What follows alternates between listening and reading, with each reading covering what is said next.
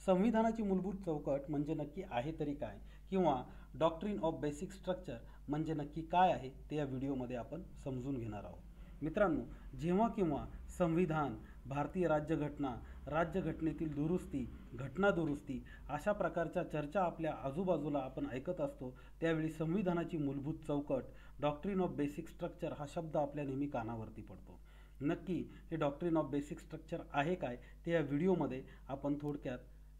पाहण्याचा प्रयत्न करणार आहोत। व्हिडिओ थोडासा लेंदी होईल म्हणून हा व्हिडिओ यूट्यूब चॅनलवरती टाकण्यात येणार आहे। तिथे जाऊन सर्वांनी या व्हिडिओला पाहावं आणि तुमचे व्ह्यूज कळवावेत। मित्रांनो, आर्टिकल 368 भारतीय संविधानाचं जे 368 आर्टिकल आहे, या आर्टिकलनुसार पार्लमेंटला भारतीय संविधानामध्ये दुरुस्ती करण्याचे अधिकार देण्यात आलेले आहेत। परंतु इथे असं सांगण्यात आलेलं आहे की अशा प्रकारचे कोणतेही कायदे किंवा अशा प्रकारचा कोणताही कायदा, ऑर्डर, GR सरकारला काढता येणार नाही किंवा पार्लमेंटला बनवता येणार नाही, जेणेकरून भारतीय नागरिकांचे जे आहेत फंडामेंटल राईट्स ते कर्टेल होणार नाहीत, ॲब्रोगेट होणार नाहीत, ते ॲब्रिज होणार नाहीत। आणि त्यामुळे आर्टिकल 368 नुसार दिल्या गेलेल्या ज्या पॉवर्स आहेत त्या आर्टिकल 13 नुसार कंट्रोल करण्यात आलेल्या होत्या। म्हणजेच काय, आर्टिकल 13 मध्ये सांगण्यात आलेलं आहे की कोणत्या प्रकारचे कायदे, GR किंवा ऑर्डर्स सरकार करू शकत नाही, आणि आर्टिकल 368 मध्ये हे सांगण्यात आलेलं आहे की भारतीय संविधानामध्ये गरज पडल्यास घटना दुरुस्ती करण्याचे अधिकार पार्लमेंटला आहेत। परंतु इथे एक छोटासा कॉन्फ्लिक्ट निर्माण होतो। तो कॉन्फ्लिक्ट सुरू होतो लँड रिफॉर्मचं जेव्हा वारं भारतामध्ये 1960च्या दशकामध्ये वाहत होतं, त्यावेळी अनेक राज्यांनी लँड रिफॉर्मच्या रिलेटेड, सीलिंग ॲक्टच्या रिलेटेड कायदे पास केले, आणि हे कायदे जे होते ते भारतीय नागरिकांचा जो राईट टू प्रॉपर्टी आहे तो त्यावेळी आर्टिकल 19F मध्ये फंडामेंटल राईट म्हणून ठेवण्यात आलेला होता, आणि त्या फंडामेंटल राईटला हॅम्पर करणारे हे सीलिंग ॲक्टचे कायदे करण्यात आलेले होते। त्यामधीलच ही एक केस आहे गोलकनाथ केस। पंजाबमध्ये गोलकनाथ बंधू जे आहेत हे एक जमीनदार होते, त्यांच्याकडे 500 एकरच्या वरती शेतजमीन होती, आणि ही शेतजमीन पंजाब सरकारनं केलेल्या सीलिंग ॲक्टमुळे त्यांच्याकडून काढून घेण्यात आलेली होती। आणि अशा परिस्थितीमध्ये आर्टिकल 19F नुसार राईट टू प्रॉपर्टी जो आहे तो फंडामेंटल राईट असल्यामुळे गोलकनाथ बंधूंनी हा जो निर्णय आहे किंवा हा जो कायदा आहे पंजाब सरकारचा तो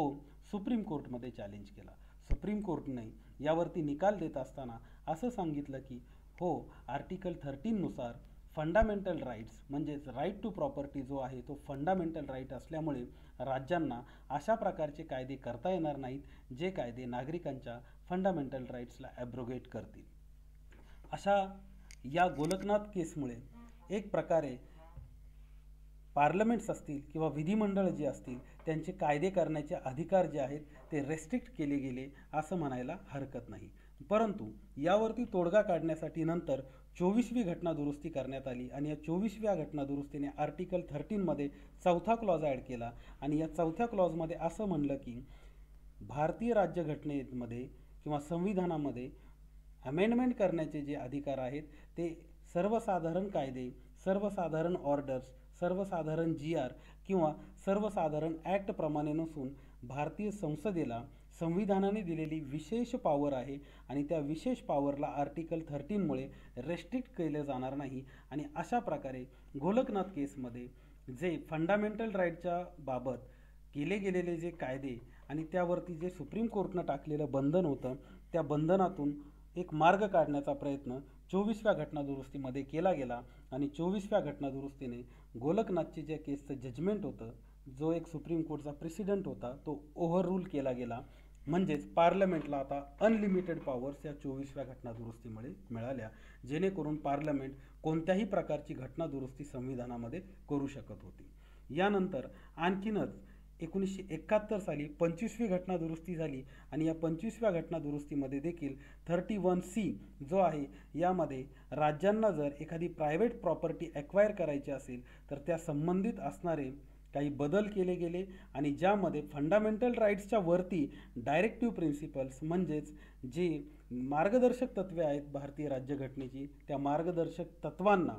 जी स्टेटसाठी दिलेली असतात, म्हणजे सरकारांसाठी जी दिलेली मार्गदर्शक तत्त्वे आहेत ती फंडामेंटल राईट्सवरती ठेवण्यात आली। खास करून राईट टू प्रॉपर्टी जो फंडामेंटल राईट होता त्याच्या सुप्रीम पोझिशनवरती ती ठेवण्यात आलेली आहे. अशा प्रकारे आणखीन एक महत्त्वाची घटना दुरुस्ती म्हणजे 29वी घटना दुरुस्ती 1972 साली झाली आणि ती देखील सिमिलर जसं पंजाब सरकारनं सीलिंग ॲक्टच्या संदर्भात कायदा केला होता तसाच केरळने देखील लँड रिफॉर्म ॲक्ट केला आणि तो लँड रिफॉर्म ॲक्ट भारतीय राज्यघटनेच्या 9व्या अनुसूचीमध्ये ठेवला आणि त्यामुळे जे व्यथित झालेले किंवा ज्याला आपण म्हणूयात की त्यामुळे ज्यांचे फंडामेंटल राईट्स धोक्यामध्ये आले, राईट टू प्रॉपर्टी जो आहे हॅम्पर झाला गेला, असे जे असणारे केशवानंद भारती जे आहेत ते केशवानंद भारती त्यांच्या मठाची जमीन जी आहे ह्या केरला सरकारच्या या ॲक्टमुळे सील्स केली गेली किंवा सीलिंग ॲक्टच्या प्रभावामध्ये आली आणि त्यामुळे केशवानंद भारती यांनी एकत्रितपणे 24वी घटना दुरुस्ती, 25वी घटना दुरुस्ती आणि 29वी घटना दुरुस्ती जी आहे ती सुप्रीम कोर्टमध्ये रिट पेटिशननं चॅलेंज केली होती. म्हणजेच काय, केशवानंद भारती यांनी 24व्या घटना दुरुस्तीनुसार जे पार्लमेंटला अमर्याद पॉवर देण्यात आलेल्या होत्या घटना दुरुस्ती करण्याच्या असेल म्हणा किंवा कोणत्याही प्रकारचे कायदे करण्याचे असतील म्हणा किंवा 25व्या घटना दुरुस्तीनुसार राईट टू प्रॉपर्टीवरती DPSPs जे आहेत directive principle of state policies ज्या आहेत त्यांना जे सुपर पोझिशन्स देण्यात आलेल्या होत्या किंवा आपण ज्याला म्हणूयात 29व्या घटना दुरुस्तीने केरला लँड रिफॉर्म ॲक्ट जो आहे तो 9व्या अनुसूचीमध्ये घालून ज्या प्रकारे राईट टू प्रॉपर्टी कर्टेल करण्यासाठी जे अमर्याद पॉवर्स तिथे वापरण्यात आलेले आहेत आणि त्याच्यात 9व्या अनुसूचीमध्ये तो कायदा टाकला गेला म्हणजे ज्युडिशियल रिव्ह्यू म्हणजेच सुप्रीम कोर्टच्या देखील पॉवर तिथे कर्टेल करण्यात आलेल्या होत्या. या तिन्ही गोष्टींना ज्या आहे केशवानंद भारतींनी सुप्रीम कोर्टामध्ये रिट पेटिशन 135/1970 अन्वये चॅलेंज केलेलं होतं आणि याच केशवानंद भारती केसचा 24 एप्रिल 1973 रोजी जजमेंट देत असताना 13 जजेसची बेंच बसली होती आणि 7 विरुद्ध 6 मतांनी या केसचं जजमेंट पास करण्यात आलेलं आहे. या जजमेंटमध्ये पहिल्यांदा बेसिक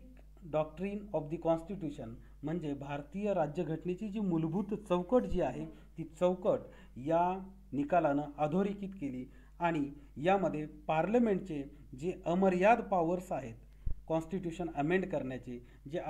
अमेंडमेंट 24 नुसार किंवा 24व्या घटना दुरुस्तीनुसार भारतीय पार्लमेंटला मिळालेले होते ते जे पॉवर्स आहेत त्या अमर्याद नसून त्या वायडर आहेत. म्हणजे भारतीय राज्यघटनामध्ये किंवा संविधानामध्ये दुरुस्ती करण्याचे ज्या पार्लमेंटला अधिकार आहेत ते मोठ्या स्वरूपातले जरी असले तरी ते अमर्यादित नाही आहेत कारण भारतीय संविधानाचं जे बेसिक स्ट्रक्चर आहे ते स्ट्रक्चर हॅम्पर करणारा असा कोणताही अमेंडमेंट किंवा घटना दुरुस्ती पार्लमेंट करू शकत नाही. या आशयाचं हे जजमेंट होतं आणि याच जजमेंटमध्ये बेसिक स्ट्रक्चर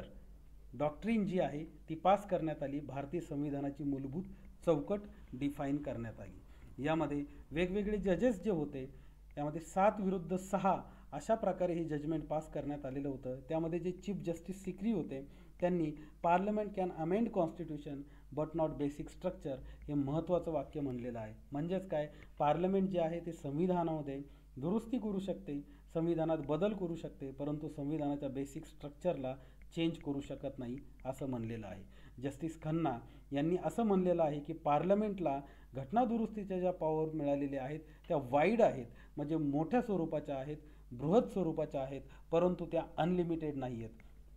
आणि जे मायनॉरिटीमध्ये ज्यांचं मत गेलेलं होतं त्यांनी मात्र असं म्हणलेलं होतं की पार्लमेंटकडे असणाऱ्या ज्या पॉवर्स आहेत त्या अनलिमिटेड आहेत. परंतु केशवानंद भारती विरुद्ध स्टेट ऑफ केरला या जजमेंटनं 24 एप्रिल 1973 रोजी भारतीय राज्यघटनेची जी घटना दुरुस्ती 24 अनुसार पार्लमेंटला अमर्यादित घटना दुरुस्तीची जी ताकद दिली होती, ज्या पॉवर्स दिलेल्या होत्या त्या मात्र बेसिक स्ट्रक्चर ले डाऊन करून भारतीय राज्यघटनेची मूलभूत चौकट सांगून या चौकटीला धक्का न लावता तुम्हाला अमेंडमेंट कराव्या लागतील अशा आशयाचं जजमेंट दिलं आणि त्यामुळे सुप्रीमसी ऑफ द कॉन्स्टिट्यूशन भारतीय संविधानाचं जे सर्वोच्च स्थान आहे ते अधोरेखित करण्यात आलेलं आहे. रिपब्लिकन आणि democratic form of government, secular character of the constitution, separation of power between legislature म्हणजे सत्ताचं जे विभाजन आहे ते कायदेमंडळ, न्यायमंडळ आणि कार्यकारी मंडळ याच्यामध्ये करण्यात आलेलं आहे. राज्य आणि केंद्र यांच्यामध्ये असणाऱ्या विषयांची विभागणी असेल किंवा सुप्रीम कोर्टनं ज्या कॉन्स्टिट्यूशनमधून मिळालेले ज्या पॉवर्स आहेत सुप्रीम कोर्टला ज्युडिशियल रिव्ह्यू करण्याच्या, पार्लमेंटनं पास केलेल्या एखाद्या कायद्याच्या रिव्ह्यू करण्याच्या त्या पॉवर्स असतील, किंवा कायद्याचं राज्य जे असेल म्हणजेच फंडामेंटल राईट्स हे कसे DPSPला सुपरसीड करतात, फंडामेंटल राईट्स किंवा इतर जे मूलभूत हक्क आहेत ते, आणि भारतीय राज्यघटनेचा जो सरनामा आहे हा basic structure of the constitution आहे. आणि याच्याशी रिलेटेड तुम्हाला कोणत्याही प्रकारचे बदल अगदी पार्लमेंटला देखील करता येणार नाहीत, अशा आशयाची कोणती घटना दुरुस्ती देखील करता येणार नाही. हे 24 एप्रिल 1973च्या जजमेंटने आपल्याला सुप्रीम कोर्टनं सांगितलेलं आहे. म्हणूनच बेसिक स्ट्रक्चर डॉक्ट्रिन जी आहे ही पहिल्यांदा 24 एप्रिल 1973 साली दिली गेली, आणि त्यानुसार पार्लमेंटला असणारे जे अमेंडमेंटचे अमर्यादित अधिकार आर्टिकल 368मध्ये 24वी घटना दुरुस्ती करून घेण्यात आलेले होते, त्यावरती मात्र बंधनं टाकण्यात आलेली आहेत. म्हणजेच काय, यावरून असं सिद्ध होतं की संविधान हे सर्वोच्च आहे. मित्रांनो, व्हिडिओ आवडल्यास नक्कीच लाईक करा, कॉमेंट करा, चॅनलला सबस्क्राईब करा आणि तुमच्या इतर मित्रापर्यंत या चॅनलची लिंक फॉरवर्ड करा. धन्यवाद.